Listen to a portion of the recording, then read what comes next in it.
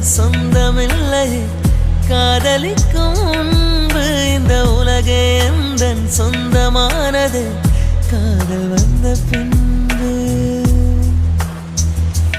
ஓ சாவை அழைத்து கடிதம் போட்டேன். காதலிக்கும் முன்பு ஒரு சாவை திறக்க சக்தி கேட்கிறேன். காதல் வந்த பின்பு என் கடலை உறங்கவே